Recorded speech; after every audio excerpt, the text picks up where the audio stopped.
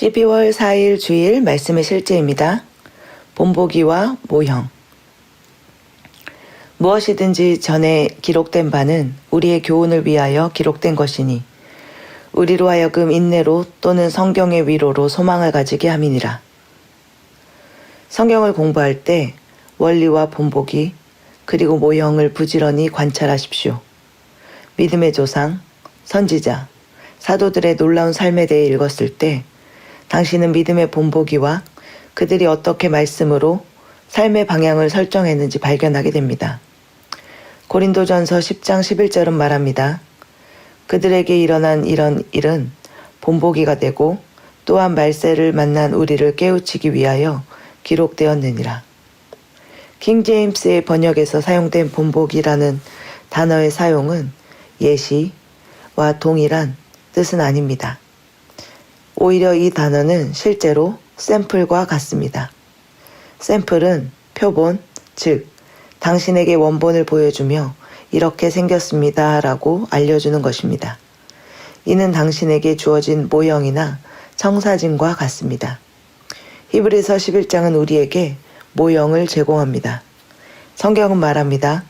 믿음은 바라는 것들의 실상이요 보이지 않는 것들의 증거니 선진들이 이로써 증거를 얻었느니라. 히브리서 11장을 더 읽어보면 당신은 그들의 탁월한 성취와 그들의 믿음이 하나님의 왕국을 위해 이룩한 일들에 동기부여될 것입니다.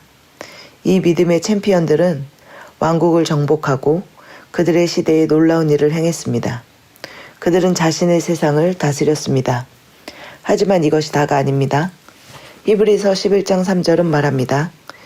믿음은 모든 세계가 하나님의 말씀으로 지어진 줄을 우리가 아나니 보이는 것은 나타난 것으로 말미암아 된 것이 아니니라. 다시 말해서 여러 세대가 하나님의 말씀으로 지어졌다는 것입니다. 여기에서 쓰인 헬라어 레마는 사람의 입술을 통해 선포된 하나님의 말씀을 뜻합니다. 이 구절에서 하나님께서 세상을 세우지 않으셨다는 사실에 꼭 주목하십시오. 오히려 믿음의 남성들과 여성들이 하나님의 말씀을 고백함으로 이 세상의 사회적, 경제적 구조와 환경을 다스리는 제도를 세웠습니다. 할렐루야. 이는 당신이 오늘날 무엇을 할 수 있는지 보여줍니다. 당신은 하나님의 말씀을 말함으로 당신의 삶과 세상을 하나님의 완전한 뜻과 일치하도록 세워갈 수 있습니다. 참고 성경 구절입니다. 디모데후서 3장 16절 말씀입니다. 모든 성경은 하나님의 영감으로 주신 것으로 교리와 책망과 바르잡음과 의로 교육하기에 유익하니. 이 세상은 하나님의 말씀, 레마로 지어졌습니다. 그것은 우리가 하나님의 말씀을 고백하고 선언함으로 우리의 세상인 아이온을 세우기를 원하신다는 뜻을 보여줍니다. 하나님의 말씀을 우리가 말함으로 우리의 삶과 세상을 하나님의 온전하고 완전한 뜻과 일치하도록 세워가기를 하나님은 원하십니다. 우리도 믿음의 선진들처럼 우리의 세상, 아이온을 하나님의 말씀으로 세워갑니다.